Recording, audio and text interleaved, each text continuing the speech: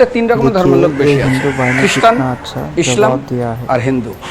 100 জন খ্রিস্টানকে যদি একই প্রশ্ন করে তোদের ভগবানকে, একবারই বলবে আমাদের ভগবান ঈসা মসীহ, যিশু ক্রাইস্ট।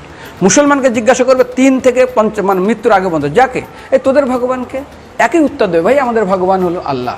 হিন্দুদেরকে যদি একই প্রশ্ন করা হয়, ভাই তোদের ভগবানকে, কনফিউজ। 100% হিন্দু 100% কনফিউজ, জানে না ভগবানকে। দ্বিতীয়ত, যদি তুই মুসলমানকে জিজ্ঞাসা হয় তোরা মসজিদে কেন যাচ্ছিস, ওদের শেখানো হয় মসজিদে যেতে হবে নামাজ আদায় করার জন্য।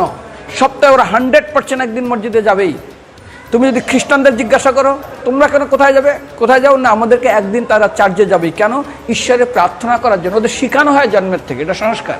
আর হিন্দুদের যদি জিজ্ঞাসা করে তোমরা মন্দিরে কেন যাচ্ছ, হ্যাঁ আমার ছেলের বিয়ে হচ্ছে না, আমার মেয়ের বাচ্চা হচ্ছে না, আমার বাবা হসপিটালে আছে, কালকের আমার মামলার ডেট আছে, আমার ব্যবসা খুব খারাপ, আমার শরীর খুব খারাপ।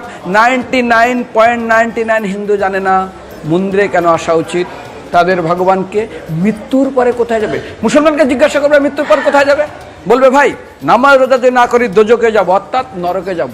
যদি হিন্দুদেরকে জিজ্ঞাসা, ওদেরকে বলবে আর যদি করো নামাজ রোজা করি তাহলে বেহেশতে স্বর্গে যাব। যদি খ্রিস্টানদেরকে জিজ্ঞাসা করো এই তোমরা, যদি আমরা ঈশ্বর আরাধনা করি হেল অর্থাৎ নরকে যাব। যদি বলা হয় যদি করো ঈশ্বর আরাধনা তাহলে তোমরা হেভেন স্বর্গে যাব। আর হিন্দুদেরকে বলে যে তোমরা মরার পরেই 99% হিন্দু এটাই বলে, মিথ্যাই বলে, আমার বাবার সাজ্ঞানে স্বর্গে গিয়ে বসেছে। তোর বাবা কি জমি কেনা আছে নাকি স্বর্গে?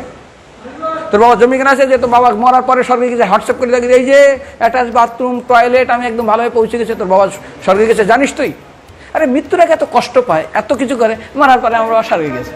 আরে যখন পুলিশে কোনো কয়েদি কোনো অপরাধীকে ধরে 2-4টা ডান্ডা মারে, তারপর থানায় গিয়ে আরো ট্রিটমেন্ট করে, তারপরে কোর্টে বিচারে, তারপর জেল কাটে, মৃত্যুর আগে এত কষ্ট করে আমরা মারা যাই, মারা পরে আমার বাবা স্বর্গে গিয়ে বসে আছে, ওর বাবার জন্য জমি কেনা আছে না, এরকম বলা যাবে না। এই জন্য আমাদের শাস্ত্র বলে পরলোকগত, স্বর্গীয় বলে না।